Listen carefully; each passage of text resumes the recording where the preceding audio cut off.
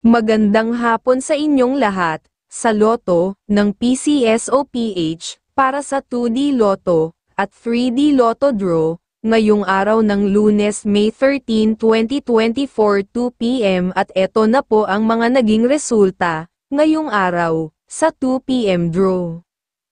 Para sa 2D Lotto, 2 p.m. draw ngayong araw ng Lunes, May 13, 2024, ang mga lumabas na numero ay number 20 at number 1 in exact order. Para sa 3D Lotto, 2 p.m. draw ngayong araw ng Lunes, May 13, 2024, ang mga lumabas na numero ay number 3, number 5 at number 4 in exact order. Maraming salamat po sa panonood at mamaya pong muli sa 5 p.m. draw ng 2D Lotto at 3D Lotto.